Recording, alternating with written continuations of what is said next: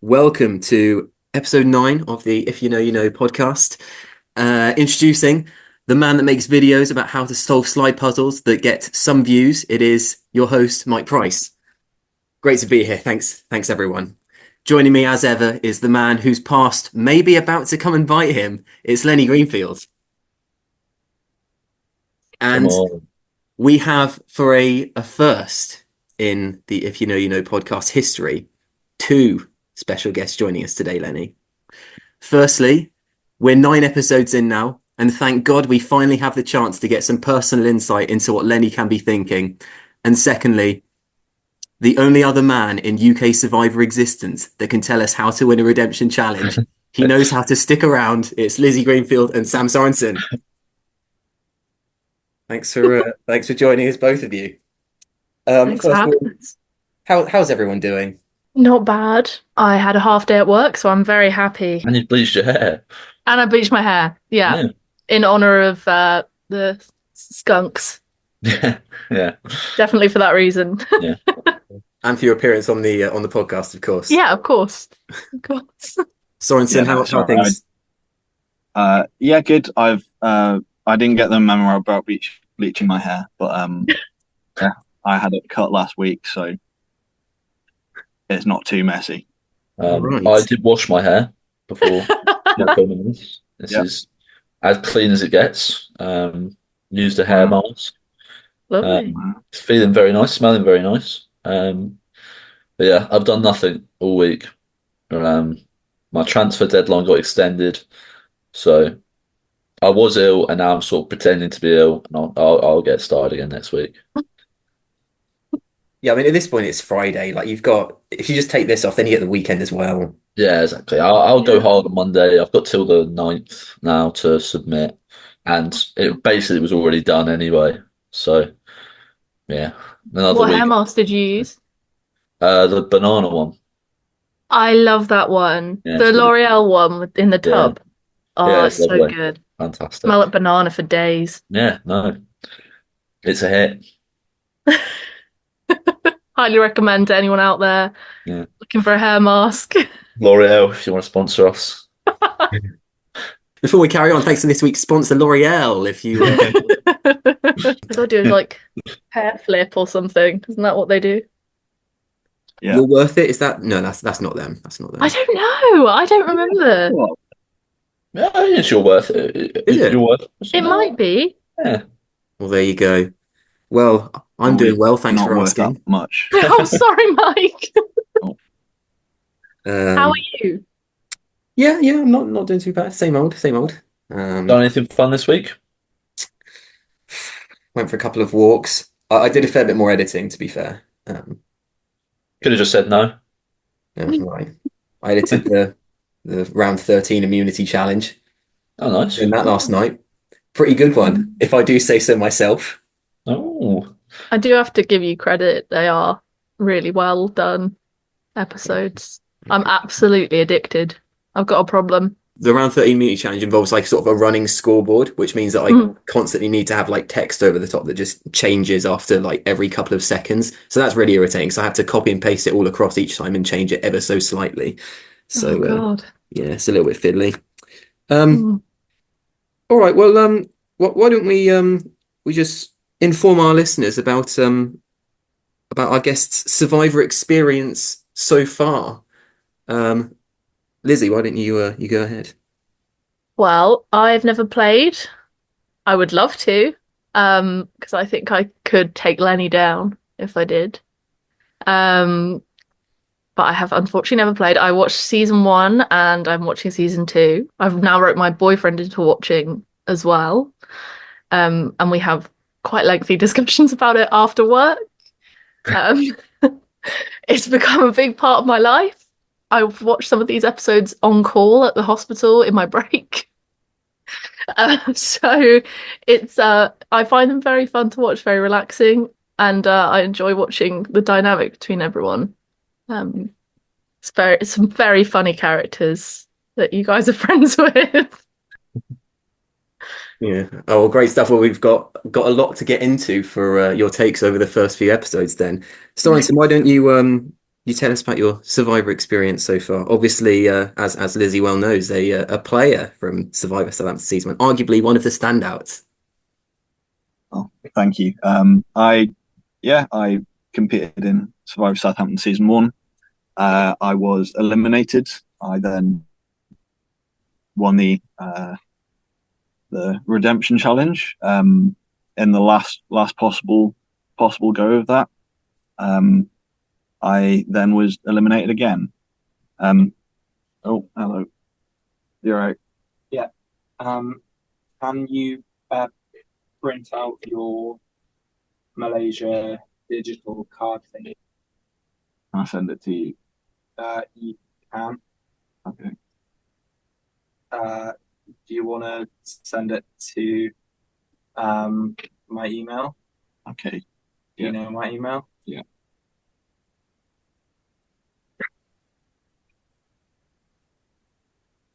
Can I sort it later? Yeah. Cool.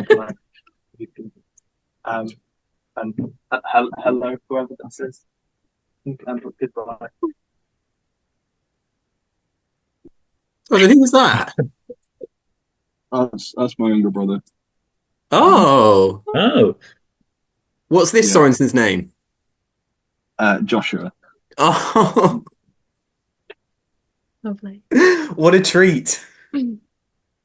I'm sorry. We're pretty pressed for time at the moment. We're going to Malaysia tomorrow, so I need to do a few things. But oh, damn. Right. That's very cool. cool. So voted out, Yeah. came back in, voted straight I back came out back again. in. I was voted straight back out after my brain ceased to function that late in the evening. Immediately was eliminated from the challenge I was back in for. Got voted out immediately. I missed out on Survivor Southampton Series 2 due to an ACL operation. Would have loved to be there, but unfortunately could not walk and thus could not compete. So, yeah. There's a lot of rumours on the street, Sorensen, that Liam Liu is responsible for this ACL injury. Can you speak to this at all? Liam Lee did throw the disc that I jumped for and thus tore my ACL on. Strath was actually closest to me when it happened, but they say there was no contact. Whether we'll ever know or not. There are grudges. Wow, I think we're shaping up a big grudge match for season 3.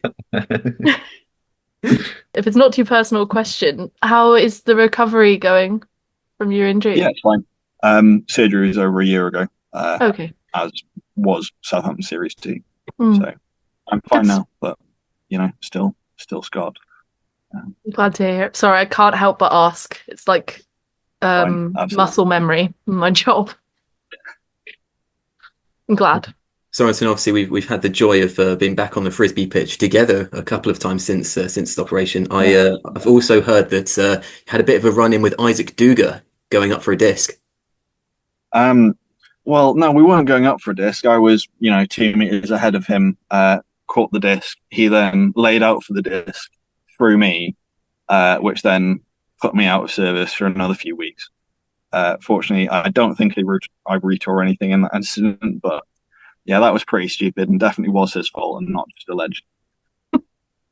Shameful behaviour. What are you guys' thoughts on the pre-merge and what's happened so far leading up to this episode? So, I mean, I've loved it so far. I think it's been brilliant. My heart was broken when Lucy was voted off. I was very upset, as Lenny's probably told you, she was my favourite. But I do think strategically, I feel like there has been sort of more finesse this season, pre-merge, than there was in season 1. I think because people are experienced and they've done it before. Like actually trying to figure out if people are lying to you and openly talking about it, which might be the difference in that maybe they're a bit more camera trained and actually know they need to tell you their thought processes for you to be able to edit it well. But it's very exciting to watch. It really is. The dynamics, it's all in the like relationship dynamics. I find it so interesting. And it's nice to watch Lenny being a snake, because I know that from our childhood that's the Whoa. way he is. Not even Wow. anything snaky. all season. Not yet. I can see you plotting in your head. I can see it happening. You're getting accused of being a snake a lot. Yeah, I do have some sort of reputation, don't I? That's the problem, but everyone's expecting it, so Yeah. sort of have to. I mean, to be fair, you did tell Lucy that you were going to vote with her, and then you voted her out, and you I can't did. I really told blame her her well. after as well that I did vote with her. Just lied. You Standard lied play after the fact. Yeah. I'm At the getting time I was flashbacks. like, she'll probably never know. Was that when Um, you tattled on me when we were kids? yeah. Oh, I didn't do anything. It was all Lizzy. Game's the game, isn't it? At the end of the day. Wow. Incredible. I'll be taking that to my therapist. Game's the game. And he just said the game's the game and smirked. No, I should say he was the most lovely brother. It was actually me that was a little shit growing up. He was really lovely. I was awful. Oh, I see. So are you claiming credit for Lenny's snakiness in the game now? I think he probably learned some of it from me in Yeah. that Oh. I was very sneaky with winding him up. And then I'd sort of play very, oh, what? I didn't do anything. You just She'd bring freaked me me to a out. breaking point and then just step back as I explode and go, oh, what's this guy doing? Why has he done that? I think he used to say that I was pulling a face at you. Yeah, he was. And Mum was like, there's no way Lizzy would do that. Not this angel. No chance. You did things too. It wasn't just me. Yeah, probably. But I think I was worse. I apologize. This is like family therapy for us right Yeah. now. So sorry, guys. Well, I mean, Sorensen, you've got a couple of brothers. Do you have a similar dynamic when you were growing up? Yeah, I constantly annoyed my younger brother. I mean, it's his fault for being so easy to wind up, but yeah, no, definitely wound him up a lot. Yeah, my older brother did the same to me. Yeah, It's just what older siblings do, yeah. right? You have to wind up your younger sibling. It's Also, just in It's a general, when game. someone's easily wound up, it just makes it so much more fun. yeah. Absolutely. And when you're spending all that time with them as well, you just know what's going to piss them off. You Yeah. know what strings to pull each time. Definitely. I think he's better at that now than I. I think you're better at winding me up / people up now Yeah. than when we were kids. No, I I'm like quite to think gullible, so. so I do fall for it. Yeah, that's an interesting thing to think about because I found that my relationship with my sister has changed now we're a bit older in the sense that we now no longer actively try and wind each other up. Yeah, I don't think we've had an argument in about 8 years. So Not a proper one. no, I think No, we're you're pretty right. good. But you do wind me up, like intentionally. But I do find it funny now. Yeah, exactly. I'm definitely more friends with my younger brother now, although him still Mm. being a child, he's still quite easy to wind up. Yeah. Not as much, but certainly still do make fun of him. So we've had 8 people voted out of Survivor Southampton Season 2. Now, obviously, we've had 3 rejoin tonight, but before then, were these the first 8 boots that you would have expected based on the initial lineup? I guess, Sorensen, you know all these people a lot better. What say you? I'm not surprised that a lot of the returning cast have done quite well. Everyone who went a long way in the previous season have not been eliminated yet. I think a few individuals definitely would expect them to go out fairly early. A few that I'm slightly surprised about. A few of them more competitive type who'd expect to go a bit further. But I think we have seen a few of them rejoin actually. Mostly expected. No huge surprises there. Yeah, you wouldn't have thought a Lenny or a Noel would have been in trouble early based on their performance last season. Obviously, we did see Max go pre-merge and he made it to 5th last time. Max is probably the biggest surprise there. And Lenny and Noel, I think the only reason they would have ended up in that situation if they did is an act of malice and targeting. Probably deserved if it did happen, which unfortunately it didn't due to their meddling in the last season. But I think they're smart enough to avoid that. Sorensen, is there anyone that you're rooting for? Not Isaac Dugas. But I think other than that, I don't mind who wins. Just rooting against Isaac. Yeah, anyone but him. Even Strath is okay. Yeah, he didn't actually touch me, so he's fine. Okay. Uh, Lizzie, who are you backing? Who are you hoping that goes far now? Well, I mean, obviously, as much as I do think that I could beat Len if we played this game together, I would like him to go quite far because he's my brother. And I do Yeah, care about him deep down. if I go out, you are just watching strangers as well. Yeah. They don't Really feel like need me strangers anymore. I've got one of those parasocial relationships going on, like you have with celebrities. Well, you've met a few of them as well. I've met Noel, and Max. Absolutely horrified that Noel is getting away with it again. I just feel like people talk about him all the time, and they're like, "We do need to, we do need to," and they've not learned anything from what happened before. But I also think he's really good at talking he's very charismatic. Very charismatic. He's very tactical. I find him fascinating to watch in the sort of pre-council strategy talks because I feel like he's quite imposing in that people will talk to him and he'll just kind of go, hmm. And that sets me on edge and I'm not even talking to him. But yeah, other than Lenny, Lucy is now she's back in is absolutely someone I'm behind, and Holly. Honestly, the girls.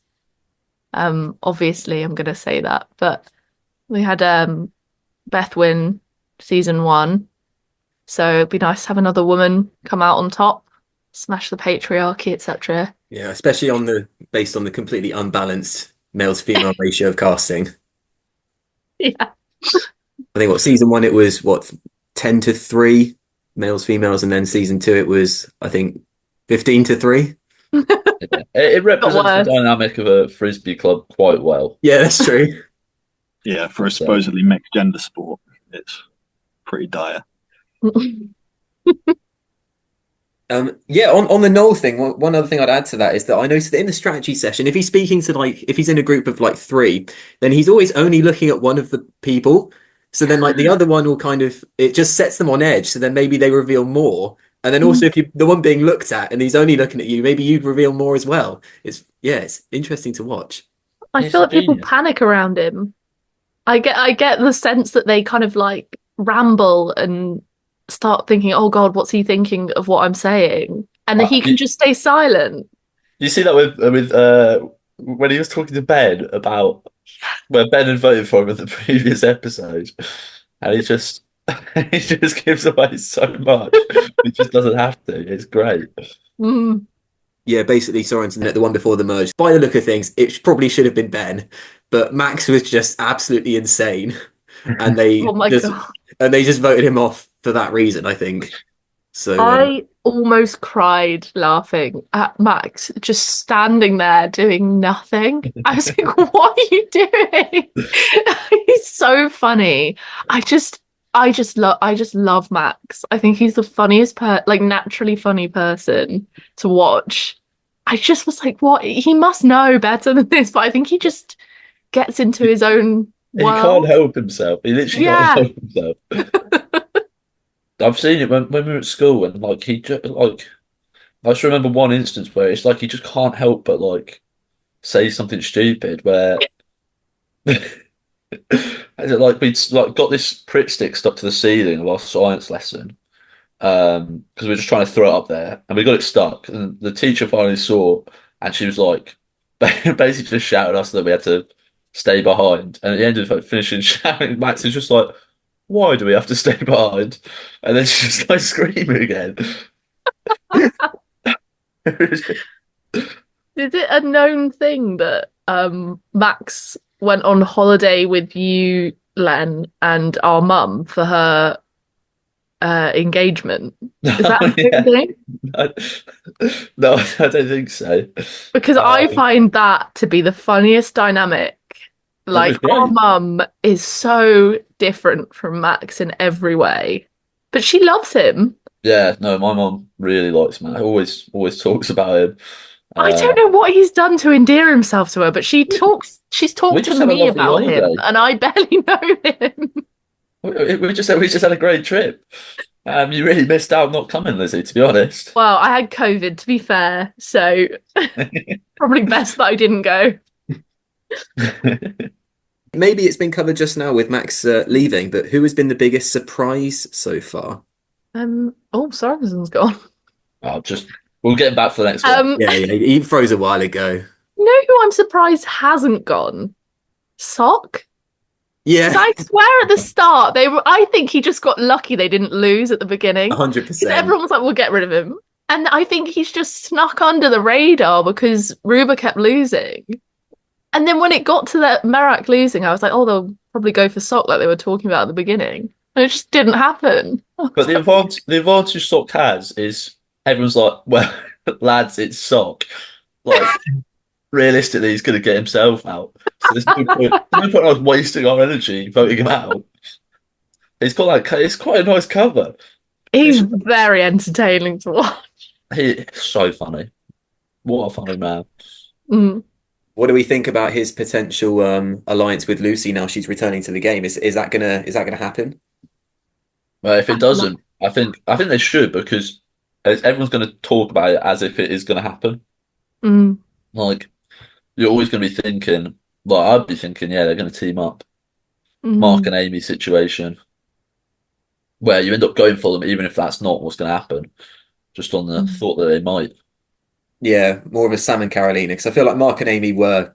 Oh, well, actually, Amy admitted they were going to work together. That's a good point. We begin episode 9 with a little confessional from Sock, and I think this is a good opportunity to chat about last week's vote because at the time when we spoke about it on the podcast last week with Max, we were under the impression that Noel and Oscar probably should have saved Max, but kind of bottled it.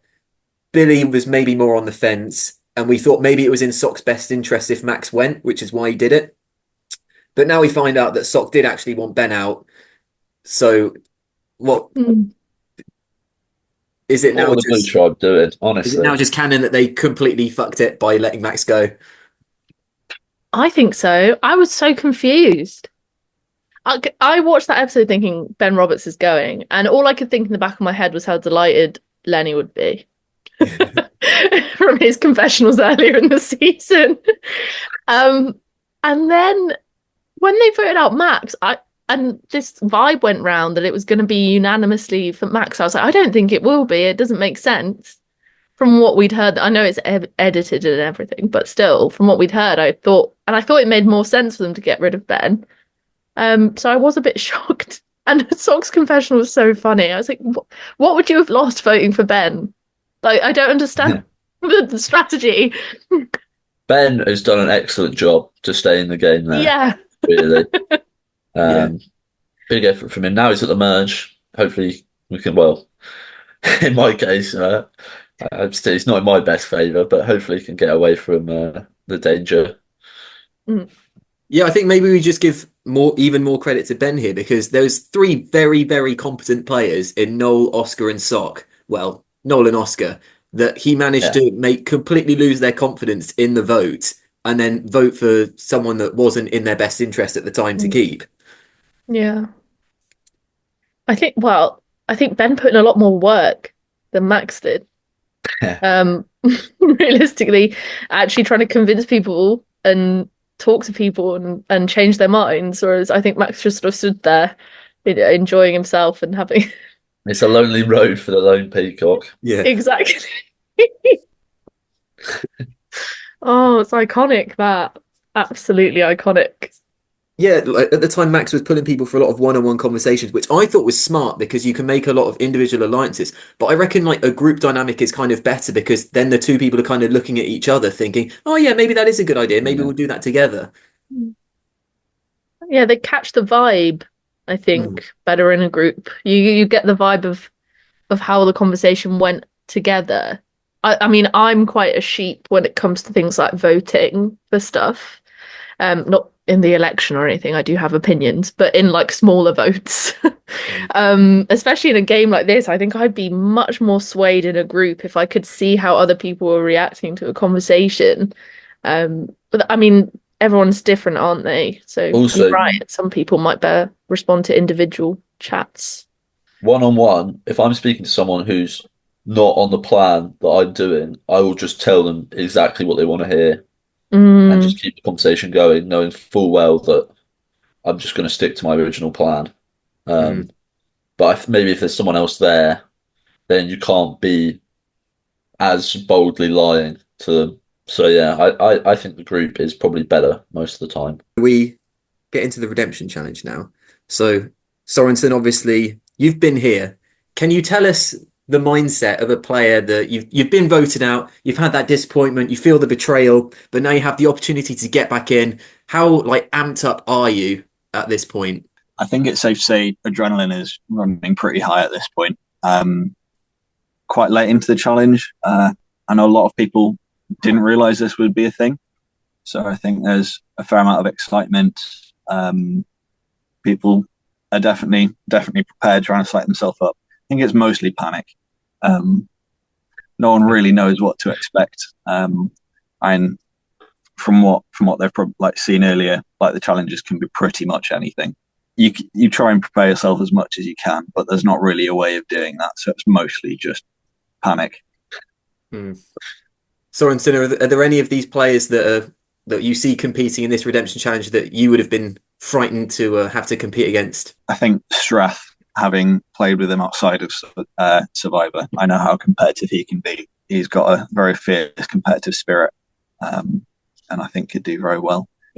Max obviously was in the first series, so knows a bit more what's going on, knows a bit more what to expect. Quite big personalities in that group as well. I think any of them could have made it. Yeah, I mean, that's definitely a good point about Max. Definitely a strong home advantage on this one, especially with the number of sets Yes. going on of them. Yeah, Sorensen, what do you think of this redemption challenge versus your Mulkey challenge in season 1? Do you think this one is kind of, it gives you a bit more of like a well-rounded experience? Yes, I think Mulkey, there was a lot of luck in that, especially with my final shot. But I think the multifaceted aspect of this challenge is one that I would have relished. Being able to have some form of strategy and be in some form of control. I think the return of the slide puzzle challenge as well is brilliant. I was disappointed to see more people didn't view that video beforehand, especially seeing as almost everyone there will have known the first series was the thing. I'm a little disappointed they didn't watch the first series and realise there would be advantages given up beforehand. So the fact that you brought it back a second time really is very, very funny and really punishes them again for not actually watching those videos. Yeah, I mean, Lenny, you're obviously a player that returned to the season, and as far as I know, did not view the slide puzzle challenge. No, Do you see that as a regret now? Obviously, at the end of the day, matter. I just natural talent's going to carry me through. I don't need to watch any guides. Had I been in this challenge, I tried doing the slide puzzle the next day. I couldn't do it. I was going to say, there's I couldn't no move the pieces way. around properly. Yeah, it's too intricate for your hands. Yeah, it was a nightmare. Thank God I wasn't in it. I would have been good at the one Will got stuck on because That I was did. fun. I revised some Survivor trivia. Nice. So I did know the two people that won it multiple times. So I think I would have got an advantage there and then been severely pegged back on the slide puzzle and probably gone out. So I'm very glad I wasn't in that. Yeah, Lizzy, how do you think you would have done? Obviously, there's 4 tasks there. There's a number of steps. There's 2 basically counting tasks, and then there's the list as well. Do you think you would have been able to find the names on that list? I think, without wanting to big myself up, I'm not good at physical stuff. So I don't think challenges like that I'd do well at. But I do think part of my work is I do have to work quite well under pressure. I do like pressure. I feel like it drives me, it helps me. So I know the counting thing is something that people were like, oh God, because it's just so frustrating. But I think I could probably calm myself down enough to get through that. I think I'd have found the slide puzzle difficult, just from stress at the end and the adrenaline. I mean, obviously I don't quite have Lenny's issue hands wise, but I do shake, so I don't want to be a surgeon. But I think I would have struggled with that one the most. The names thing, I don't think, and I mean this with a lot of love, I don't think I'd have struggled as much as Will. I'm not entirely sure that anyone would. What was he doing? How did it take him so long? Bless him. I felt so bad for him because he just lost like a puppy. Like he just looked like he was staring into the abyss and he just had absolutely no idea what he was looking at. And you could see the kind of like motivation start leaving him. And cutting to it without the music was an excellent editing choice. It was so funny. And just his comments every time, like I think like the first time I cut to him, there's just like a long pause, and then it's just Will going, "This is gripping content, isn't it?" And then the next time, and then the next like Oscar's filming from the stairs, and he's just like, "Man, this would suck if it was your first one." I was like, "It is my fucking first, all right." And then it's just like more people join him, solve it, and then leave. Oh God, bless him. Also, I felt some motherly instinct for him. I wanted to save him. I was like, this is so sad. Also, the amount of shit he chatted in his exit after he got voted out about how he was going to absolutely thrash everyone in the redemption challenge because his opposition weren't up to scratch. It's made it very funny to watch that back. What do we think of Archie's telling Will one of the pairs on the list? Just not a good play, is it? Just what are you thinking? So with the list, okay, I think there are a couple of strategies there. So I listed the name of the season and then the winner. So that was the format that it was in. So even if you'd never seen it, so obviously someone like Lenny who's seen it, or someone like me who's seen it, we would have been able to get it straight away, just because we know what to look for. However, a couple of tips. One of the seasons is called Winners at War. Okay. You look at that, you're just like, okay, well, clearly this person's going to be one of the people that's won twice. Okay. Then there's like, it's a little bit trickier after that, but that's basically guaranteeing you a pair. Okay. Then after that, all of them are named based on the location that they're in pretty much. But then you get a few seasons like fans versus favorites. You can say safe to assume that you got some returning players in there. Maybe someone wins twice. There's an all-star season, heroes versus villains, game changers. And then there's a few with more ridiculous names like heroes, healers, hustlers. That's a bit bullshit. Then there's like your Ghost Island, but it's fairly safe to assume that one of those is probably going to have the two-time winner in there. So like, I didn't get why he waited so long to do a first shot at it, because I feel like you'd have some idea to be able to narrow it down, right? Or am I getting that wrong? Well, like I mean, so he had to find the numbers of the seasons and add them up. So man, that's harder. Yeah, maybe I would have been like Will. Maybe I'm too cocky. Maybe I don't think exactly you would have been that bad, Lizzy. It's an impressively poor performance. But yeah, I don't think you'd struggle to find someone else who'd do that poor. I'm starting to feel quite bad for him now. Just all ripping into him. But I mean, he was great at the rest of the challenge. Oh yeah, he blitzed through the rest of it. Probably kept up pace with Strath on the rest of the challenge, I think. I mean, the joke's on us because he made it. So yeah. What do we think of Strath on the balloons? Do you think that's a good tactic to pop a few of the balloons and bring down the balloon arch? He had a look of a child that broke a vase when he looked out to you when you were standing outside. Just like, it definitely wasn't the worst strategy on the balloons. Yeah, I think Max covered that. Yeah, what do you think of Max drawing on the balloons? What was he trying to do? I just was so confused. And then he took a nap as well. That was brilliant. I feel like if he just tried to count the balloons, he is back in the game. Yeah. Realistically.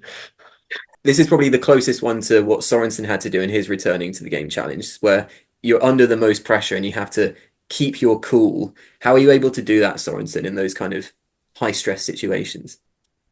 I don't know, honestly. I'm not sure how I did it, but I think probably some people work better and under stress than others. I think Lizzy touched on that already. While being a doctor, she works quite well under stress. I think some people are just better suited for performing under stressful circumstances, and I think some people will just fold, whether it's luck or not, or just knowing yourself. I think as funny as it was that Max went for a lie down, I would say that like a genuine technique we're taught in my job when you're overwhelmed is to just walk. I do think people should have done just walk away for 20 seconds and do something with your hands, like wash your hands or just look at something else and come back to it. And I know he was like, the lying down thing is a bit haha. But honestly, it might have helped some of them to walk away from the balloons and just breathe and then walk back to the balloons and start again.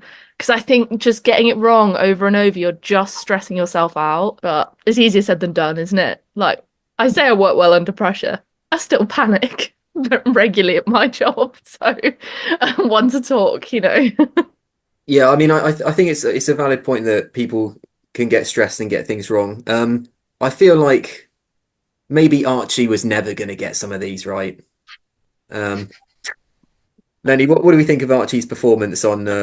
I think just counting in general. Counting, I mean, I can understand maybe not getting the balloons quite right, but the one where there's 16 puzzle pieces, I'm not being funny. If you can't count that, then yeah, you're seriously in trouble. It was how far off he was. He was assuring me that there was 12. You don't even need to be able to count for that one. And I think you were saying with the balloons, you were telling me that he was like 30 or so off on his first guess. Yeah, so the balloons, I had done a couple of passes of the balloons. I think that was actually what I was doing in the whole of the previous strategy round, which is why I didn't know what was happening until Tribal Council. I tried to count those balloons a few times. I think Veronica attempted it as well. We got different answers, but I think there was about 84. But in my head, I was just like, I'm going to give them a bit of leeway either way. And I think like 5 either side, I would have been fine with. And then when Strath started bursting the balloons, I was just like, I'll take it down a bit lower. I think when Archie first came to me, he told me there was 54. And I was like, you are counting again. And then I think on his several recounts, the closest he ever got was 70, I was just like, that's still too far off. I believe eventually he may have received a little bit of help, as did Max. Lenny, do you think this is just kind of karma coming back round to help Archie? Like he'd helped Will in the past, but maybe now it's time for someone to give him a bit of a hand. Yeah, I've got no problem with it. If I was one of the people already on the slide puzzle, I'd be fuming if he did come back and beat me after that. And I mean, obviously, I like a moan. But at this point, so Archie's still failing on the counting. Will's still on the first one. Strath, despite having not watched the slide puzzle video, or I don't think he'd ever had any experience doing slide puzzle before, gets to the slide puzzle and finishes it, coming back into the game. At this point, he yells that he's coming for the blues. Lizzy, at this point, are you thinking, was it a smart decision for Noel, Sock, Oscar and Billy to vote him off? I'm not sure it was. I didn't really understand the decision at the time that it happened from some of them. I sort of get why Noel wouldn't want him about, because I think Noel would probably want himself to take on a natural sort of leader position. I think Strath challenges that because he seems to me very much like a natural born leader. But I think that they have definitely made a mistake in him coming back, because I think that he now wants some sort of revenge. And I think people would be very willing to ally with him. I would want to ally with him in that I do think he had that sort of he has a sort of loyal army boy vibe. I know he's not in the army, but the sort of vibe I mean. I feel like he would keep to his word. And I think he's also a really good player and a good leader. So, yeah, I would want to ally with him. I think it might be a mistake that they voted him out and turned him against them. Yeah, Sorensen, would you ally with Strath if you're in the game? I think I would. I think he's one of the strongest newer members Certainly, having played with him in the past, he's very competitive. Very fit. I think he could do very well. He's maybe not got quite the charismatic element that Noel does. But I think in terms of all the other aspects, he's a great player. Yeah. Who else would you be looking at to ally with in the game, Sorensen? If Liam hadn't fucked your ACL, who would you have tried to team up with? I think Noel, seeing how well he did last season, purely on the social aspect of it. Actually, not having Beth there this year, I think, Noel would be the one to look out for. See that he did very well last year. He's still in this year. I think he's a very powerful ally to have and a very powerful enemy to be against. Yeah, so you'd rather be working with him than against him. Absolutely. I was on the wrong end of him last time, and it served me poorly. Is there anyone in the game that you'd be looking to target? I mean, obviously, you can say Isaac now, but I don't think he'd had that run in at the time. No, I hadn't had that run in at that point. Noel would be a target if if you aren't working with him. Obviously, I've said that again. Lenny as well. I'm sorry, you did too well in the previous season to be left untouched. I think any returner has an automatic target on their back, especially the further you went through. I think the worse that would be. But your strength in season 1, Sorensen, was that you just won a load of the immunity challenges. That's why they couldn't vote you off for like the first 3-4 episodes. Would you try and take out the other challenge beasts or stay with them? It's a strategy that only works as well as the immunity lasts. All it takes is one mistake. It worked fairly well for me last time until two challenges that I lost. I think as well, being good at challenges, especially early on, does put a target on your back. And there are certain challenges where you have no control over the outcome of it. I know the challenge I was initially got out on, I was shafted by Noel and Lenny. I didn't do anything. I was on the other team. Yeah, you were all right, but I've never seen someone cut chocolate slower. You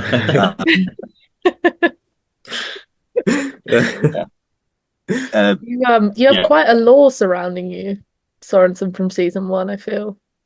For people who don't know you from Frisbee like me, I see you and it's just stick boy, the man with the stick. And when you got back in season 1, I was watching with my partner and he was like, Stick Boy's back, because he didn't know your name. Yeah. Well, I thought it was great. I loved it. That was an attempt at the social part of the game. I was never quite as good of it as Noel has proved to be. I don't think you want to be as conniving as Noel, though. Is that something? No. I don't know if that's a positive character trait.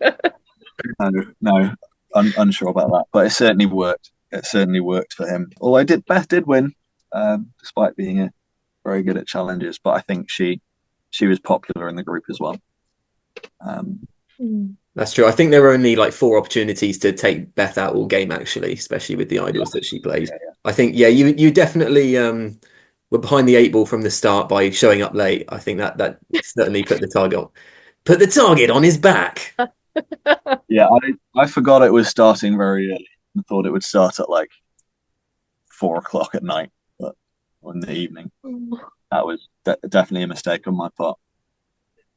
Could have been a completely different game if you turn up on time. Who knows what would happen? Yeah. You'd be could be speaking to season 1 champion. Yeah. Yeah. As well, eating a lot of lasagna before planking for 7 minutes is a good shout. What did you do? I don't know this lasagna story. I was at lunch at someone else's house beforehand, ate an awful lot of lasagna, and then came late. Turning up late did put a target on my back. Also, planking for as long as you can after having a full meal of lasagna. Oh God! Is not brilliant. How did you do that? How did you hang for that long with a full belly of lasagna? I don't know. I've never been able to reproduce it. The adrenaline, maybe. Yeah, quite possibly. Well, you'll be relieved to know, Sorensen, that challenge did not return in season 2. There were way too many people cheating. So should. There's no way I can have I 18 people planking in the garden. Yeah. No, you just get them to take their shirts off, Mike. It's not hard. I would like to say, just to make it known, that garden is a death trap, and I am so shocked that nobody sprained an ankle at some point during this season because there's just debris and holes everywhere. And when you blindfolded people early on in the season and got them to walk through, I was absolutely terrified someone was going to get injured. I mean, our whole team is almost taken out celebrating in the hole. Yeah, that's true. I think, my biggest regret is probably the gym bench, which was a lot lower than I was expecting, and people had to crawl under that. That was horrendous to watch. Just scraping their knees along the floor. Yeah, felt a bit bad about that Brave one. soldiers they are.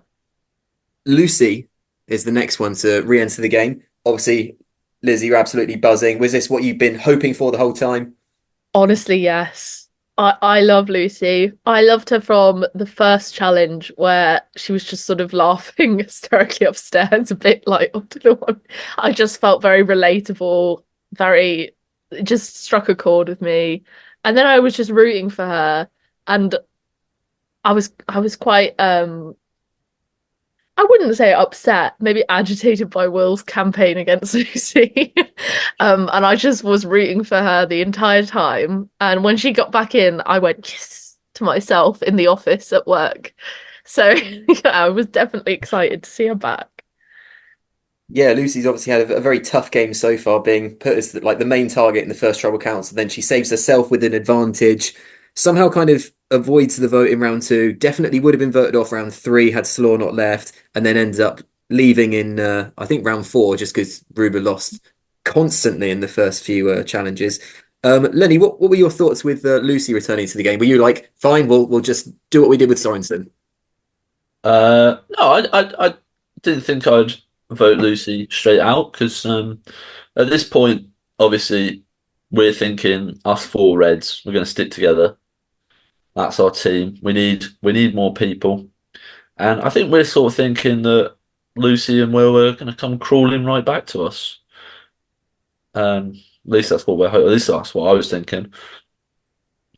Sorry, so give us the mindset of a player that's just returned to the game. Obviously, this is a tribe format. It's not kind of a bit of a free for all like season 1 was. But if you'd been voted out by your tribe, would you be thinking, "Oh, I want to play with them again," or, "Well, screw them. I'm going to join everyone else against them"? Yeah, I think you'd have to consider the reasons why you've been voted out. If it's poor performance, then you've got to try and perform better. If it's purely social, which in a lot of cases it is, I think you've just got to join the other team. You can only win if you have votes.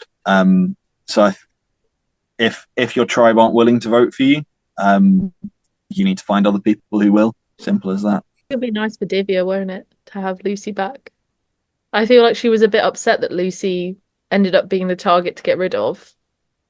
And I'd love to see all the girls and Big Dog. I think would be a lovely little group.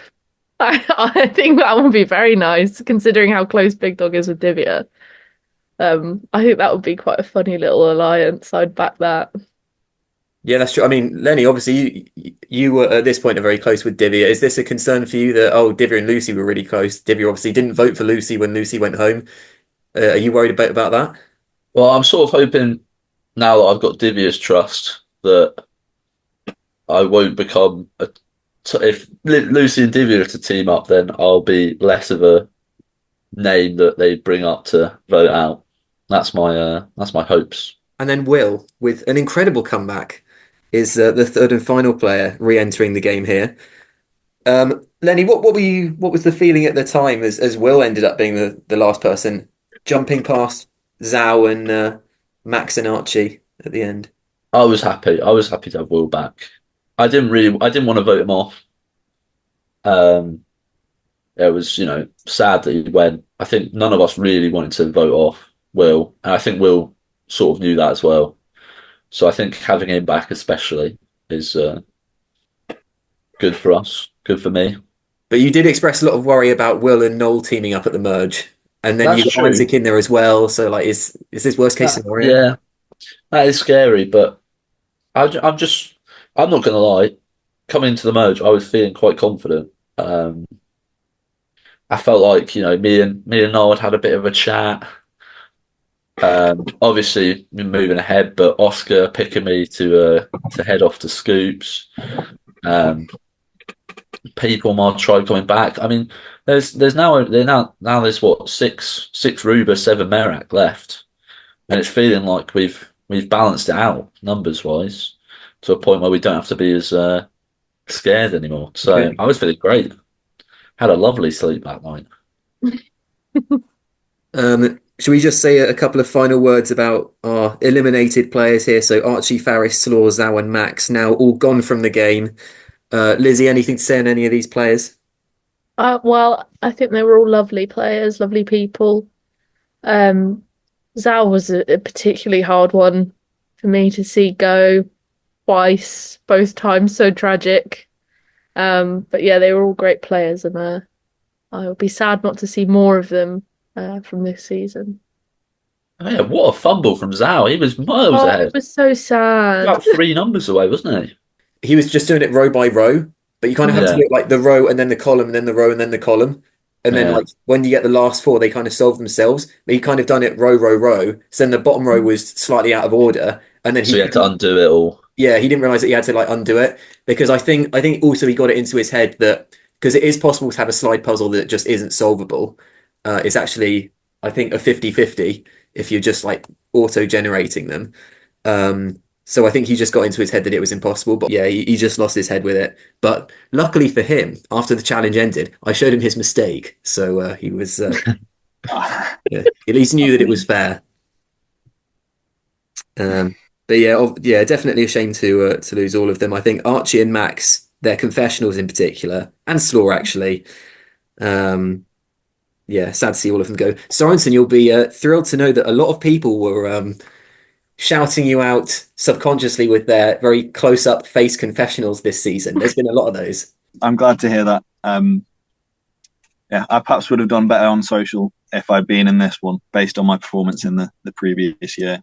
Disappointed not to be there again. I think Slaw and Max, having been there in the previous year, it's disappointing to see them go so quickly. I think they will have both been disappointed not to beat some of the newcomers as well.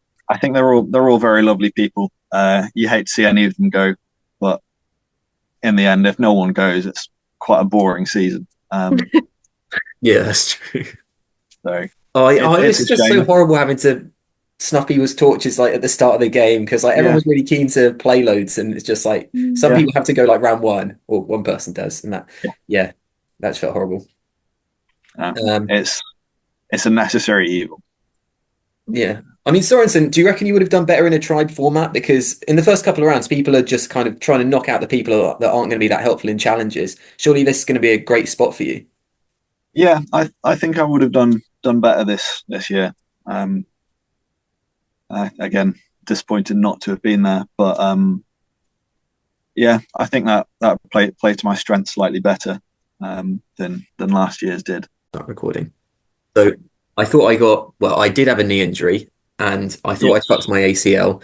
So I Yeah. was starting to get really worried because I couldn't really walk and I've been limping a lot over the last like week or so. And I went to see the physio yesterday and they were basically like, you need to stop limping because that's making it way worse. It's actually just your quad is really tight where it attaches to the knee.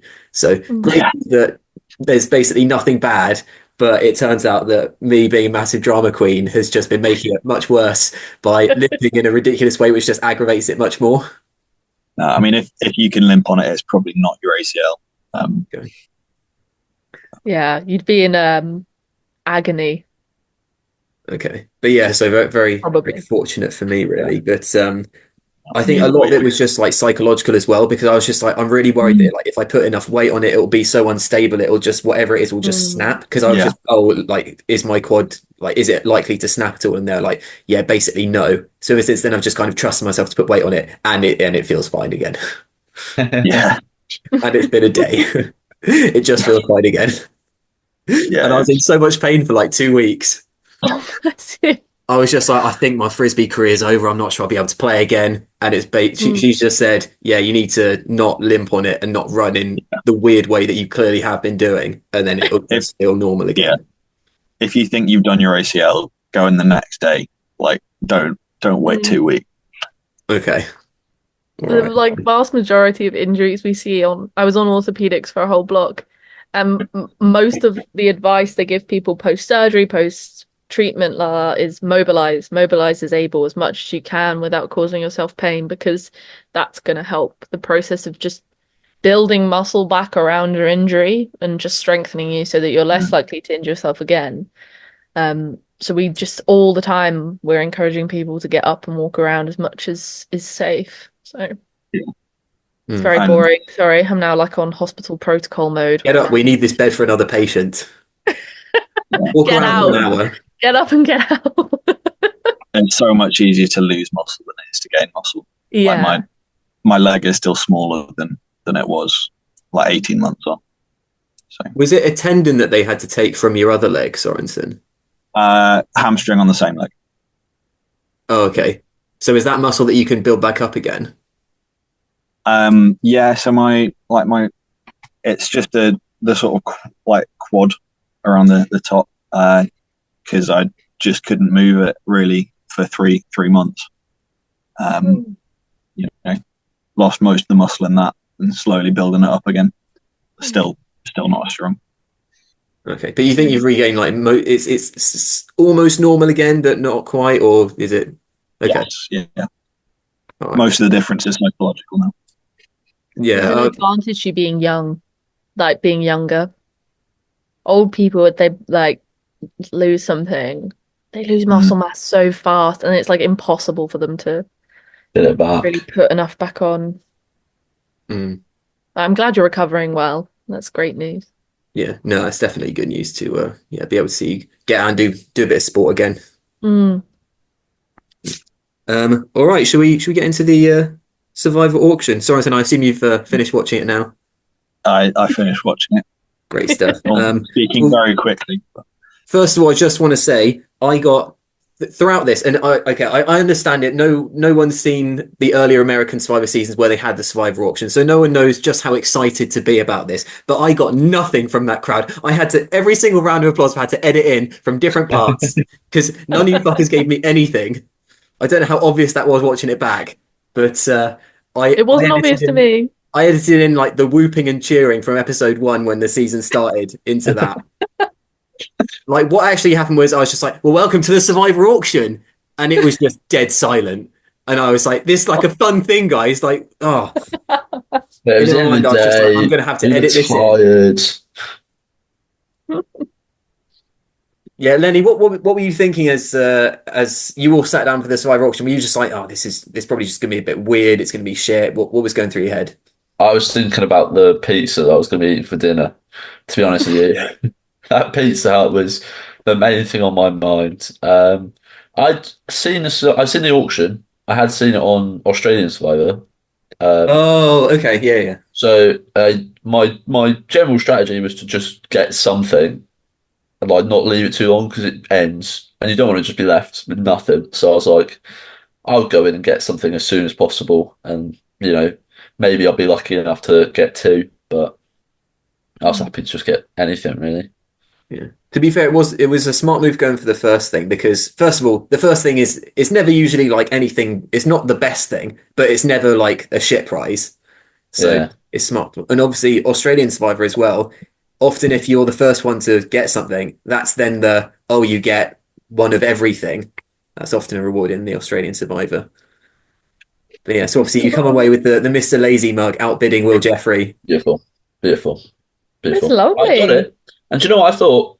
That would be a great thing to put a little advantage or an idol in. That was my thought. Great place to hide an idol. So went upstairs, went to open it. I was filming it just in case. Oh, Nothing in there. Was gutted. Was gutted. Oh, Um, I was looking today. I still have the auction coupon. oh, If you couldn't see it on the oh. video, that's what it yeah, looks no, like close up.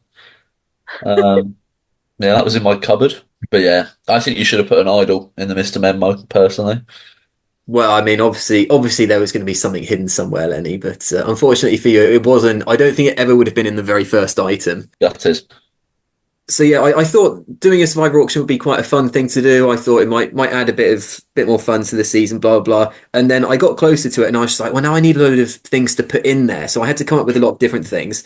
And then I was just like, this is getting tougher and tougher. And then I suddenly thought, hang on, I've got a load of useless tat that I don't use. I can just throw that in there. Like I don't use any mugs, and I got given that Mr. Lazy mug for like my birthday. It's just been sat on my desk. I was never going to use it, and I was like, this is a great opportunity to just get rid of some of this stuff.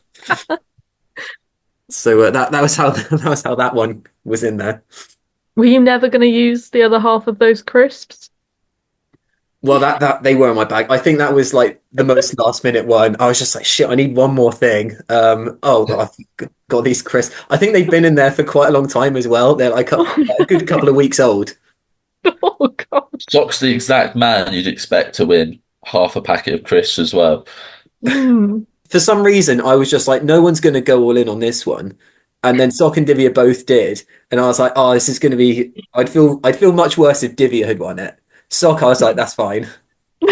But it sort of got more than Divya did, though. So Yeah. Yeah, but I felt like the excitement of Sock winning that, it would have been more Oh, brutal yeah. to take that away from Divya than for Sock. I think. It was perfect. It really was. Like Divya had had a day of disappointments, losing challenge after challenge, losing Lucy, and then losing that as well. That might have pushed her over the edge. I couldn't have watched that happen to her. She's another one of my absolute favorites. I would have felt so bad at the time doing that to her. So yeah, Lenny, are there any tactics that you'd have for this bidding? Is there anything to it other than find the thing that you really want and go all in? Is there anything better than that? Yeah, I think so. I think it doesn't really go on long enough that you could really win more than one thing.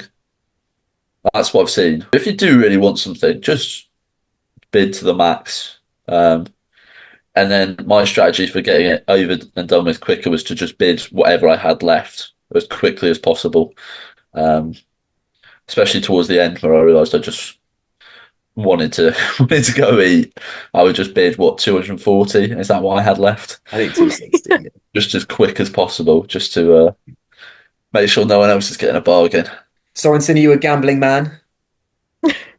No. Would you just sat on your poker chips for the whole time? Oh, hang on. Thank you. Oh. Thank you. So who's that with? Friends from you. Who's that? Friends from you. Excellent. Thank you. It's okay. Very busy house, Sorensen. Oh. Yeah. Yeah. No. I don't gamble. But yeah, I don't know what my strategy would have been, having not watched Survivor outside of the Southampton series.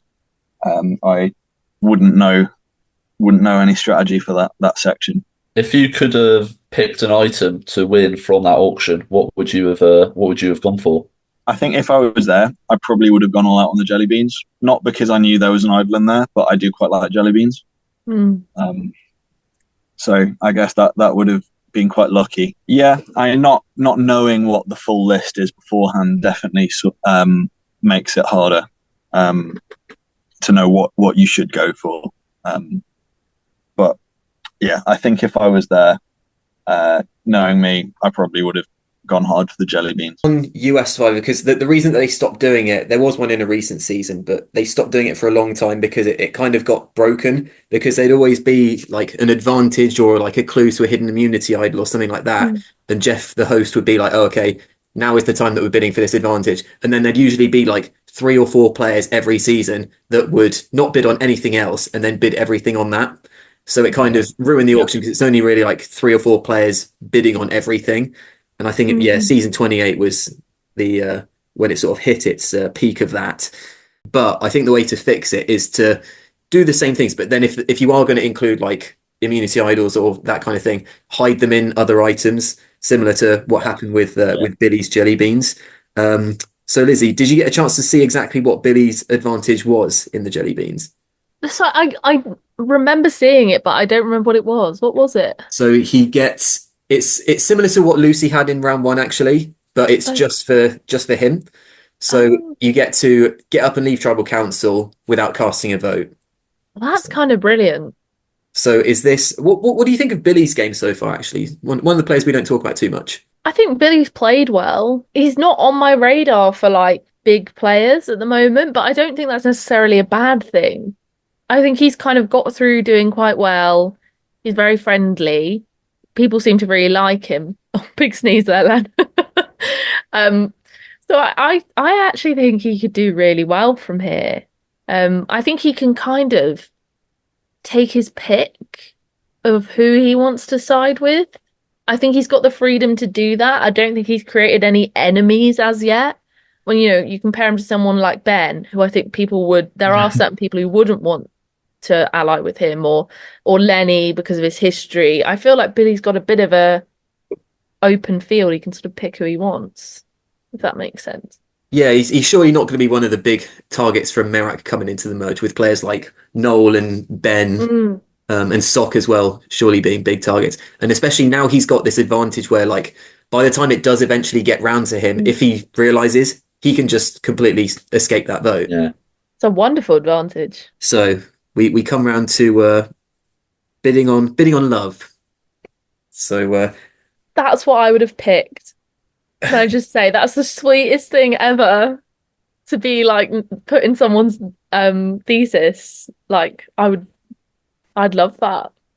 I was surprised at how many people bid on that because I think I just said, oh, it's the equivalent of the letters from home. Because obviously, Survivor, they're out there for back in the day, it was 39 days. Now I think it's Mm. 27, but they'd usually get sent letters from home.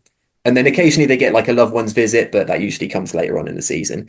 But yeah, the letters from home, usually all the players would get really emotional. Then you get to find out like people's backstories, blah, blah, blah. So this was the best I could do to incorporate that element into this season. But yeah, so Ben came home with that one, and yeah, Lenny, you showed us your coupon a minute ago. Ben had it like in his phone case, and he'd keep reminding me that I had to get round to putting him in my thesis, which was always the plan. It took me a long time to write it. Oh, thank you for putting me in, by the way. Yeah, that's all I right. was very happy to see that. Some Yeah, big names in there. you didn't have to pay 300 for it either. I think Big Up Exactly. also snuck in, but Would have been a fucking waste if I'd won that in the auction. yeah, no, you would have been in twice. Lenny Greenfield, Chris Lacey, and of course Lenny Greenfield. Surprised you actually finished that, Mike. There's like a few people that I put in the acknowledgement section that I was just like, well, they're in there, but I don't want to tell them because like it's not fully done yet. So like I feel like I jinx it. But Writing a thesis though, that's so hard. Something I noticed in the auction that I don't know if anyone else saw. And I can't remember exactly what time it was at, but I wrote it down because it made me laugh so much. I think Sock went for a handshake with Noel and he just completely ignored it. And it was just so good. It was like a son wanting like approval from his father. And he's just like, please. And Noel's like, nothing. there's been a couple of those this season, and there will be a couple more. I can guarantee that based on the challenge I've just been editing. Thank you very much. Happens to the best of us, Noel. Happens to the best of us. At least I've got a full thing. No, you got your coupon as well. You know what bag of No, crisps, there you mate. go. Bring it over to him. All right. Next lot. Bit of an awkward moment for Sock. It's tough to come back from that.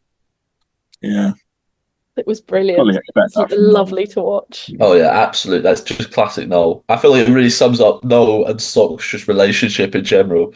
Yeah. I feel like Noel and Sock, Brotherly vibe. Noel and Sock strategically have been working quite well so far. I would say this season. Yeah, Not, that's not, true. not a duo I was expecting. I was expecting Noel and Oscar. I wasn't expecting Sock to be anywhere near that. I mean, I was expecting him to go out very early on. So Noel and Oscar, though, what a force to be reckoned with. That would scare me a bit. Okay, so the next lot in the auction is, I think it was just information in this game. No one's really interested other than Lucy, who bids everything immediately. Sorensen, do you think this is good strategy for Lucy? Does this kind of highlight her as one of the players that's actually, focused on the game? She the only one dialed in here? Yeah, I mean, she seems to be taking it a bit more seriously than some of the others. Obviously, getting acknowledgement in your thesis and romantic dinners and such, jelly beans, all good things, but none of which should help you win the game. I think Lucy is very switched on to an advantage she can gain. She's there to win. I was eliminated for not taking the game too seriously, so to see someone else not making that same mistake is good. Yeah, Lenny, do you think, is this Lucy learning from her mistake? Maybe she didn't take the game as seriously early on, got voted out because of it. Maybe she's trying to adjust that having returned. Yeah, I think it's a good thing to do. I mean, if I had 400 at that time, I probably would have been bidding my max amount to try and get that sort of advantage. I think, yeah, great move. Do you think Lucy's likely to become a target post-merge? Because obviously already been voted off, so reasonable to assume that she thinks she'd come up again. I sincerely hope not. I don't think she's the most obvious target. But I think, it's one of those things we've seen from season 1. People who come up as obvious targets can slip through the nets because they're almost too out there. So I hope she doesn't get in danger. I hope she gets some good alliances early because I'm absolutely rooting for her. I would love her, Divya and Holly to go far. And whether that means them working together or not, I don't know. But I'd love to see them all go far in the game. Lenny, Noel bids on the next item, covered item, and it turns out to be an onion. Do you think is this good or bad for Noel's game, or is it neutral? People just like, oh, we don't care, or are they just like, oh, well, maybe Noel's less of a threat because he doesn't have something? If like there was a big target on his back, surely this isn't going to make it bigger. It's not going to make it bigger. Yeah, it's just an onion, isn't it? At the end of the day, nothing changes. Just quite a funny thing to do, I think. Just it's good to have the shit prizes in there, just so you get to see some people just be a bit annoyed. Sorensen, who would you have most liked to have had the shit prizes? There are obviously 2 in there. There was the one that Sock ended up with and the one that Noel ended up with. Is there anyone else you'd have rather have had, obviously, other than Isaac? There you go. You're taking the answer out of my mouth. You'd rather Isaac bid really high and got them both somehow. Yeah. No, I think Noel did so well last season as doing the same thing again this season, seemingly unhindered. I think he'd be the one if I was there who I'd want to see get that. Lenny as well potentially. Yeah, I think the power of the onion is really dependent on the hand that holds it. Like, it's very very tasty if cooked correctly, but what a quote, Sorensen! It's such a shame we didn't get you in this season. Oh God, he's an icon. You're an icon. You would have been naming so many of these episodes. You, Sock, and Max named every single pre-merge episode. That's what it would have been. I will say a note on the love one. Faris also gaining a credit in the thesis for a multitude of reasons. I would say primarily the main one being I hosted a few. I had to give a few seminars across the 4 or 5 years, and Faris is the only person that was non-science related that not outside of my lab that ever showed up, and I had to give him that love back. I don't know how he knew about it, but he turned up, and love him for that. That's lovely. Thank you, Faris. So interestingly, I'm asking who's feeling weak at the auction, and the 4 that come up, probably with the exception of Big Dog, but I would say 3 of the arguably biggest, muscliest guys of the game are all the ones that feel like they need a bit of help in the challenge. Does it suggest then that these are the 4 players that are going to try and rely on their challenge strength to survive in the post-merge game? I think that would be a bad strategy. I mean, obviously, if you win immunity, then great.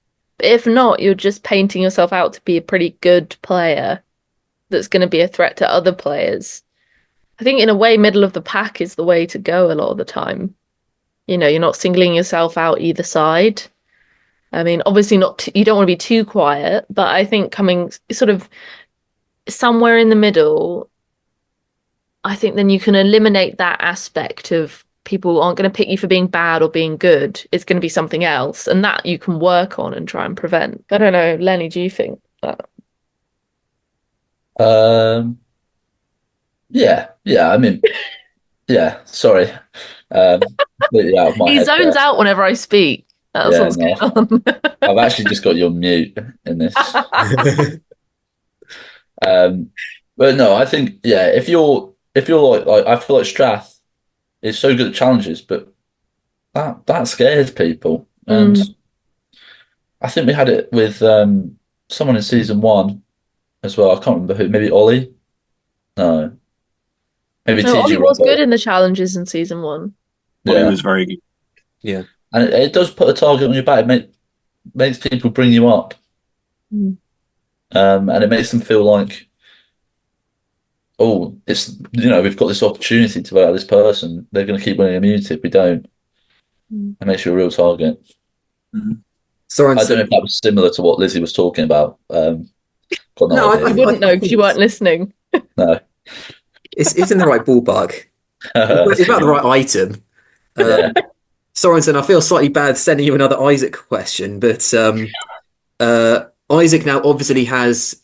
Everyone knows that it's an advantage for the final 4 immunity challenge. Okay, is it a good or a bad thing to have this? Because great if you make it to final 4, maybe that's what you need to get to the final 3. But now there's 13 players left, and everyone's just like, Isaac's got this advantage at final 4. Is that gonna make them all think, well, let's knock Isaac out before 4?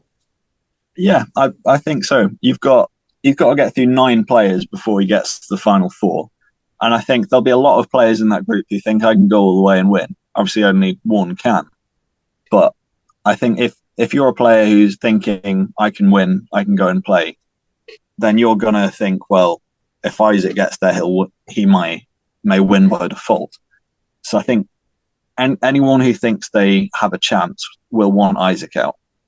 There'll be some players there who are chill wherever they end up, and maybe won't mind as much. But if you want to win, Isaac's not going to stick around.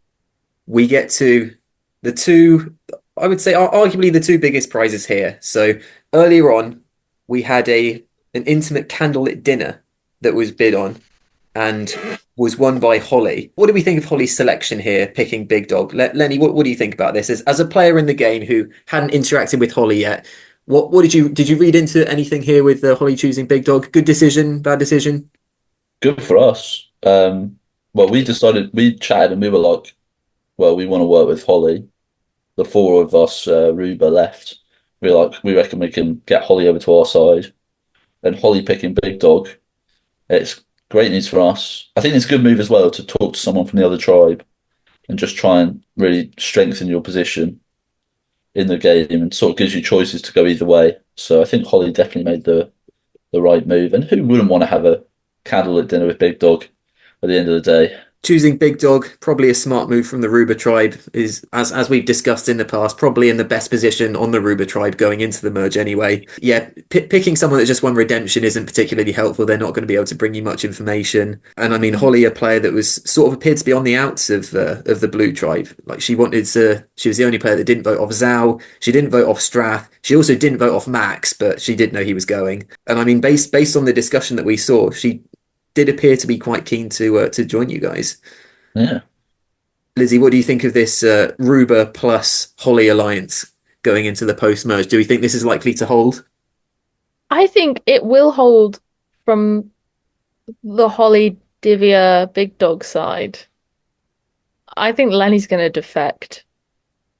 That's my feeling. I don't know when. I think it depends on how long Noel stays in. But I just think he likes to mix things up, and I think that that's something you're going to do, if I'm honest.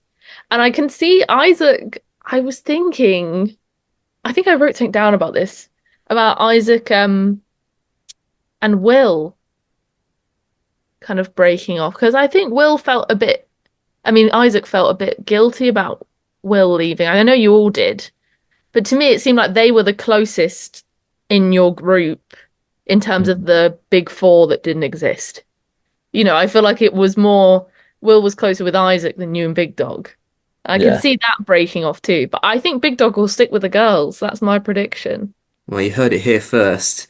So the final. Well, should we chat a little bit about? We won't go too deep on the secret scene, but it appears as though Big Dog essentially lays down, similar to what Lenny said to us last week about how Ruba had all sat down and we were just like, we want to target these couple of people at the merge and we want Holly with us. Lenny, was there anything in this chat between Holly and Big Dog that was unexpected based on what you discussed at the time? No, I think that was about what we, as the Ruba Four, sort of wanted. Sort of similar ideas on who we discussed getting off the game, as in, Ben, Noel, the sort of bigger players on the Blue Tribe. Yeah, but it's basically what we discussed upstairs. It was just nice that we got to get Holly in on the plan before the start of the second day. Did you find it funny at all when they were both like, "No, we don't trust Lenny"? Straight out obviously. the gate. Yeah. There wasn't a moment's hesitation there from Big Dog. Just no, don't trust him. I'm aware of this. I think because I don't think anyone's trusted me for about 3 years now. You've never recovered from Spoongate. No. Yeah, you can't really come back from it. So. Well, I mean, you're still in the game. Yeah, I am still in the game, but I feel like everyone sort of is suspicious of me all the time, which is never ideal, is it? But yeah, Sorensen, can you try and give us a bit of insight into this Spoongate situation and how this has followed Lenny around? Like, were people quite angry with him at the time? Can you give us some insight if you remember as to what actually happened here?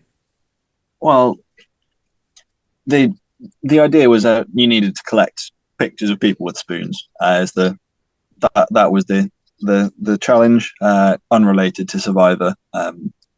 But so there's a period of three days where people had to collect pictures of people with spoons. Most people went for their own personal family and friends separate to the sort of competing group.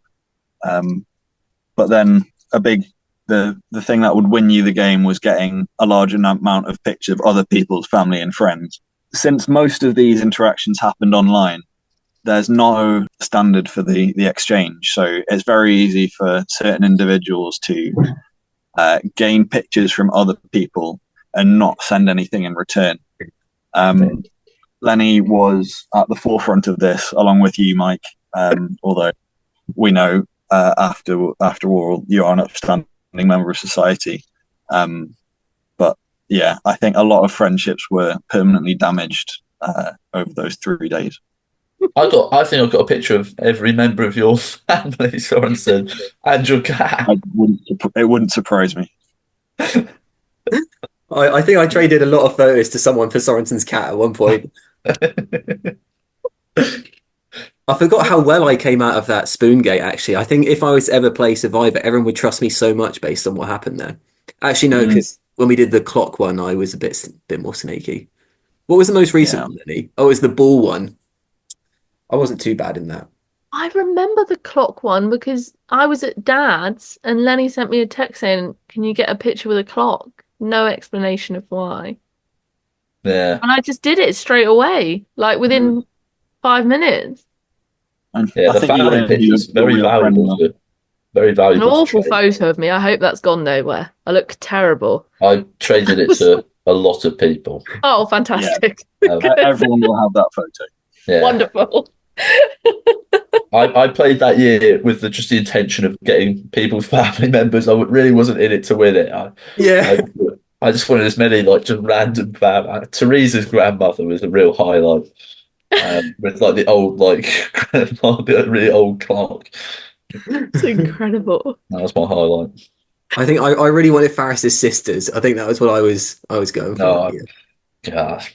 Yeah, anyway, so basically a lot of ill will towards Lenny for those kind of shenanigans. Sorensen, who would you have picked to take to Scoops with you if you got two picks? Not Isaac. I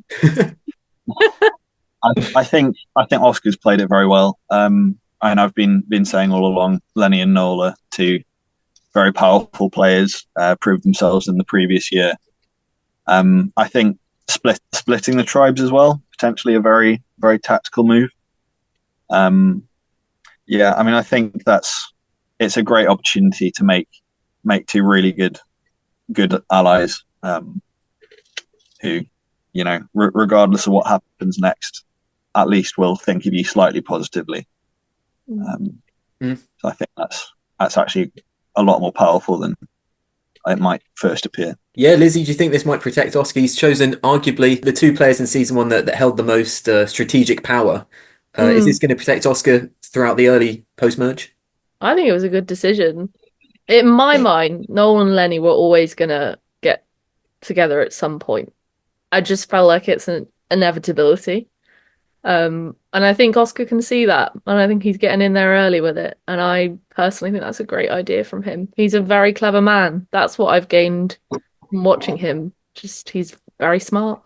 Lenny, what do you think this has done for the perception of you in this game? So you've now been picked. So everyone's been throughout the season, been nervous as to who Noel might team up with at the merge. And now you've been taken away from Ruba for an evening to go and potentially strategize with Noel and Oscar. What do you think this has done for the other players in the game? Obviously, we see Big Dog and Holly discussing it, saying that they don't trust you. Is that because of this, or was that just always going to happen? I think, yeah, it's definitely made people a bit scared, I think, of what me and Noel can potentially achieve together. But it gives me two options of, you know, I can either flip on my Ruba tribe and, you know, help Noel, and we can, you know, cause a bit of mayhem again with these last 13. Or on the flip side, I can actually just prove myself as a loyal ally to the Ruba tribe and do nothing but, you know, tell everyone Noel's plans. So it gives me two options, which it's not too bad. Like, I didn't feel like any of my game had been ruined by being brought along. I just thought puts me in a nice sort of position, really. Sorensen, can you remember? Are you able to give us a bit of insight of what it's like to play this game with Lenny? I think Lenny and Noel had far more power than they ever should have had. Lenny potentially falls a little bit out of sight with Noel in the mix, because Noel is such a, and you've seen his character throughout the sort of series. Like, he's very clever in what he does, and I think Lenny potentially falls a little bit out of focus next to Noel. But yeah, very, very dangerous pairing, the both of them. You certainly want to be in that group if it forms. I have no idea why they had so much power in the previous season. It seemed, certainly in the first few rounds, whoever they wanted out was out, unless they were immune. Unfortunately, I got on the wrong end of that. They wanted me out, so I went out. My apologies. It's the game. I think to be fair to you, Sorensen, Lenny was probably the best connected player in season one. Obviously, TG Robbo and Max, who only knew Lenny, and then you got Big Dog, who, well, Noel got rid of, but Lenny arguably should have kept him around. Who else is in there? Oscar was very loyal to you, and you had Noel as well. I think, yeah, you just got unlucky. Sorensen, if you hadn't voted for Liam in round one, Noel probably goes home, and it's a completely different game. So, yeah. I think round one, I'm still very much feeling things out and seeing how stupid I can be. Clearly, the answer was too stupid. All right, Lizzie, what do you think for Lenny's chances of... Is he smarter to play the game with Noel or play the game against Noel from the merge? It's a tricky one. I think sometimes breaking the mold and doing the unexpected thing, to me, the unexpected thing for Lenny is to stay loyal. I, I think sometimes that can be the smarter move, in that people expect you to. I mean, Noel, I think, would expect Lenny, if it was offered, to join up with him. And I think it would be smart to play both sides. The risk is getting caught out in that, I suppose. But I think it would be a clever move to kind of try and side with Noel and then feed that back. I think that's actually a really good strategy. I think that, however, I do still believe that it's more likely that Lenny's just going to defect to Noel at some point. Later in the game, I think you're just going to get drawn in, that charismatic man. I think it's going to happen. Lizzy, what do you think about Lenny and Oscar's potential alliance? Because Oscar, that was arguably the closest to in the previous season. Oscar threw it out there last week, but that was when Max was still in the game. Do you think that's likely to reform? I think they would be a brilliant pairing if it did, without wanting to put too much praise on my brother. I think they're both very clever men. I think they're both very good at the strategy talks. Especially Lenny, I've got to give it to you. I do think you are very good in those strategy sessions at playing people against each other. I think that's one of your biggest strengths. But I think if it was going to happen, it would happen with Noel. And then I don't know quite how Lenny gets out of that, looking forward towards the end. I don't know quite how you work that out, because I imagine Oscar and Noel have built up quite a relationship over the first half of this series. So I'd love to see it happen. I don't know if it will. Should we go into some predictions on how we think the players are going to do? Should we start with our returning three players specifically? Sorensen, we've got Strath, Lucy, and Will all coming back into the game. How far do you think each of them are going to go? I think they're all very strong players. All very socially capable, all very physically capable. I think any one of them could go a long way. I think based on how well presidents of the Frisbee Club have done, I think Will's got a good advantage there. Unsure why it's an advantage, but it seems to have been very good in the past. Yeah, and like I said, I think Strath is a very, very fierce competitor, a very strong individual. I think he could do very well. Yeah, Lizzy, what do you think about these three players? Well, I've got to back my girl Lucy. I think she's got it in her. As you said earlier, I think she's focused. I think she's focused on winning. She's thinking strategically. I'd love her to win. But I think the others are strong players too. I think Strath, as I said, I think he's very much a leader. He is very much a loyal seeming man. Will's got a lot of physical capability in the challenges, and whether that will advantage him or not, I'm not sure. But I think they've all got a good chance. I just wanted to add one thing I've just suddenly thought of after speaking about Noel and Lenny. What are you doing in that bathroom? What was that? What are you up to? No, I think I was filming Noel's confessional, or the other way around, and having a little chat about. Noel told me about his advantages that he has, his extra vote. Good cover story. Nothing else happened in that bathroom, I promise. Yeah, we discussed it briefly last week in the podcast with Max. You were under the impression that he told you about his extra vote, because that makes sense, because then you bring it up at the Scoops trip. Yeah.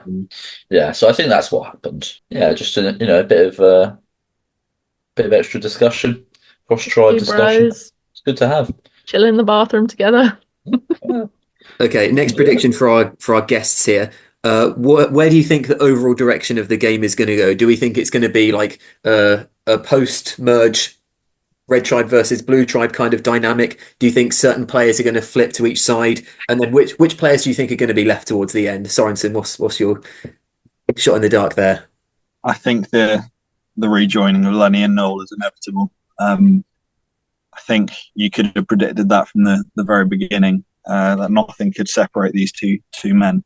Whether Oscar gets in on that, unsure. But I think they will be together again. I don't think it will last to the very end, though. I think the smarter individual of the two of them. I don't know who it would be. It would be the one to betray the other eventually. But I think they could very easily team up and probably break up before the end. Who's your tip to be in the final three, Sorensen? I think Noel might make it again. Or Lenny. I think Noel did so well last year. I think the partnership with Lenny could bring either one of them a long way. I don't think both of them will make it. I don't think that's likely to happen. All right, so you got Noel / Lenny. Noel or Lenny, one of them. I don't think both of them will make it, unfortunately. Strath could do very well. I've said that a lot. Definitely hope not Isaac. I think he will probably be eliminated due to his advantage in the final four. I think that won't bode well for him. I'm not sure on who the third individual could be. There's a lot of strong competitors in there. There's a lot of very strong competitors. It's too close to call. I think my favourite going into it would have been Strath, but other than that, is Strath your tip to win, Sorensen? I don't know if he'll win, but I think he could do well.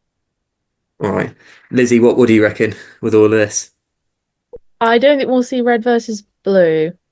I think we'll see a lot of chaos, backstabbing, new alliances forming for a bit where it's not really clear where everyone's head's at. And then I think we'll see more distinct camps grow. In terms of maybe it's wishful thinking, my top three. But I'd love it to be, and I think it could be, Lucy, Divya, and Holly. Oh, okay. And I would love to see how that plays out with those three being in the top. I just think that people within alliances will end up turning on each other. And I think it's almost more likely that people from individual alliances make it through to the end who weren't really that connected to each other. I mean, I could, no offense to Sorensen, but I could see Isaac making it. I'm sorry to say that. I'm aware he's a devious man in your life, but I could see him getting through. I think he's up there.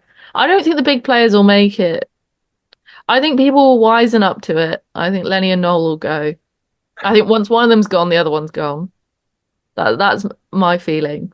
Big Dog will go. He's too loved because everyone will be too intimidated for him being in the final.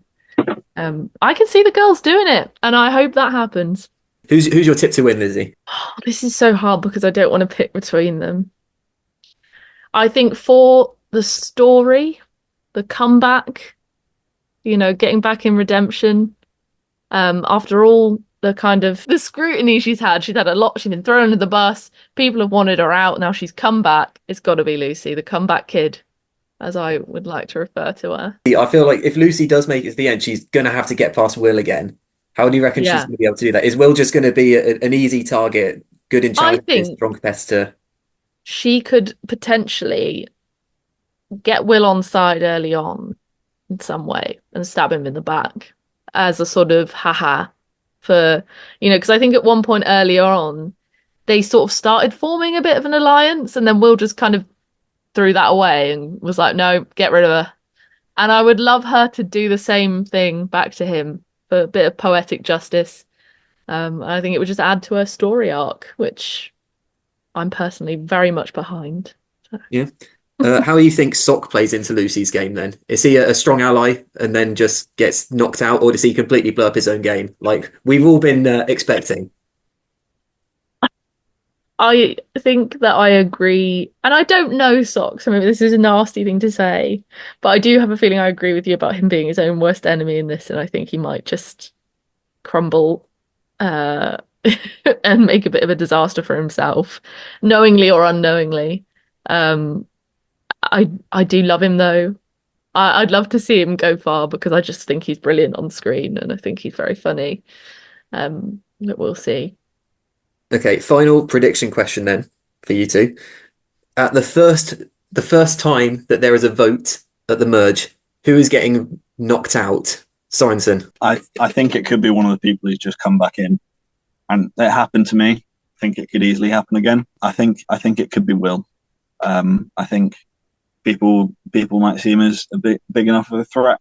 Either Will or Strath, maybe. I would guess Will. Okay, Lizzy. I think it depends on how quickly Noel and Lenny get together. But I would argue if they do after the merge, then Ben Roberts is going to be in trouble. That's my feeling. His name's already been out there, and I think it's the name that's in the back of a lot of people's minds. So yeah, he'd be my choice. That's true. Ben Roberts did very much skate by the vote where Max went out, and he's been pissing off a lot of Ruber in the pre-merge based on what people are saying. Is this the opportunity for everyone to just unite under an umbrella of let's just knock out Ben Roberts? Yeah, I really do think that is a big risk. I can see that. Lizzy, do you think anyone will be fighting to keep Ben Roberts in the game? Like if it's like a merge, if it's like a tribe v tribe situation, it might benefit players like Noel to keep him. Yeah, I think I wrote down somewhere that I think that Ben and Billy might have an urge to follow behind Strath. I think they quite like Strath. Yeah, I mean, Holly was trying to save him earlier as well. Yeah, I could see that happening as its own little group. Maybe with Holly as well. I don't know whether she'll defect and want to work with Big Dog and Divya instead, but I could see those three teaming up. I think to Ben and Billy, it being their first time, it's Strath's first time as well. But he very much took on a leadership role in the start of the game, and I think they probably still respect him for that. So yeah, I think arguably carried the Blue Tribe to most of their early wins.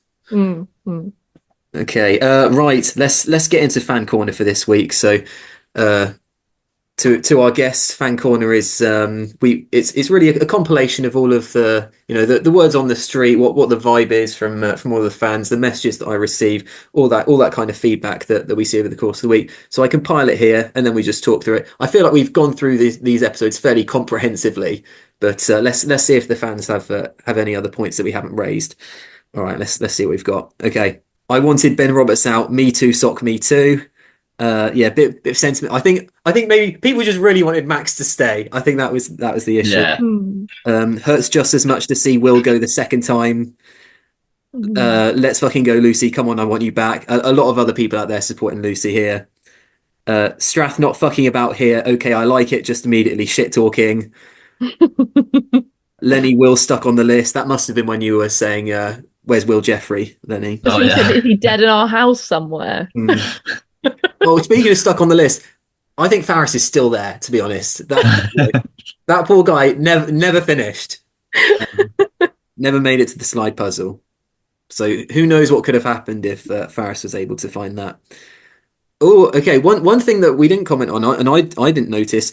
So apparently, Noel looks either really tired or really nervous in the background there, not happy with the thought that Strath might be back. Yeah, I feel like of everyone, maybe Noel needs to watch his back on the Strath thing the most, maybe. Yeah. I mean, I think Strath was thinking it was Noel as well. So scary times for Noel. All right, Will, I was really rooting for you and you might be letting me down here. Yeah, just more on Will's abysmal performance in this challenge. Archie, you're not going to get far here if you can't count. Sock just heckling Strath, good lad. People will find the editing funny, so, cheers, guys. Well done. I mean, I would say Strath was heckling himself as well. When he was doing the puzzle and he was going, he's just guessing here about himself. I was like, oh, give yourself some credit. Max just giving up is the funniest moment of the season so far. It irritated me at the time. I was like, you're so close. Like, what?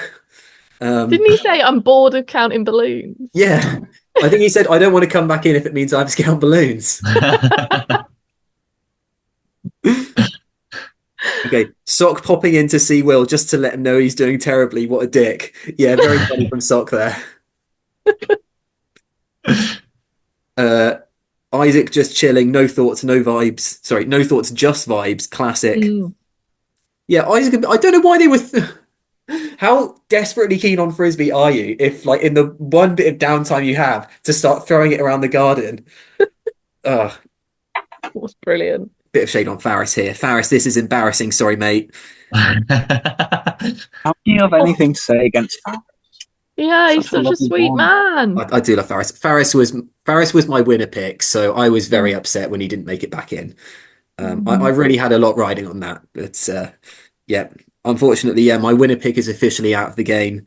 So yeah, not ideal for me.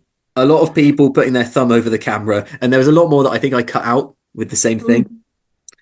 Sock was Everyone- terrible for that. Yeah, Just Sock's camera work in general was just horrendous. abysmal.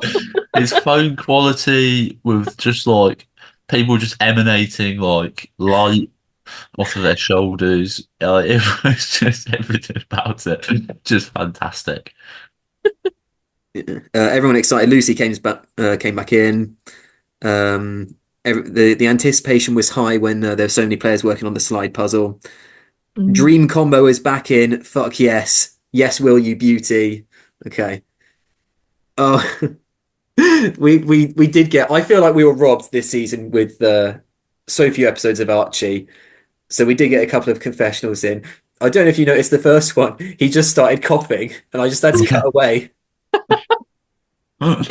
We need an extended cut of that, Mike. I do wish we'd seen more of him. He was an intriguing player. I wish because I don't know any of these people, so I do wish I'd seen more. Yeah, Archie gone too soon. Coughing. Very much the opposite of Oscar, actually. Okay, and on to the auction. I've still got facilities, don't you worry. Great fucking line, Lenny. There we go. Oh, people were upset with me that I didn't let Sock back out of his bid. No, you shouldn't. It's Sock. You should. Oh, Once well, you yeah, bid, I- you He bid. deserves it. I genuinely think it was because part of me was thinking that Divvy is about to get screwed over with this, and I feel really bad, but I don't mind as much if Sock gets it. Yeah, people found it funny that Noel got screwed with the onion. Will had a very melodramatic card throw. Oh, and then a little bit about the next episode, about the ninja slaps. We see a very brief glimpse of next week's episode. Lenny, would you like to tease it up for us? Yeah, I would say it's my favourite frisbee mini game that you get to watch, and a close one as well. A good challenge. Good challenge. Yeah, Sorensen, have you ever played Ninja before? Yeah, I'm actually very good at Ninja. It's one of my favourite frisbee mini games. I believe at frisbee tournaments I've gone undefeated the past 3 years. So Damn. That's anyone very impressive. We had a couple of good players in there. I'd find it hard to believe that Sorensen gets defeated, to be honest. I feel like Sorensen, it's another easy immunity for him at the start of the merge.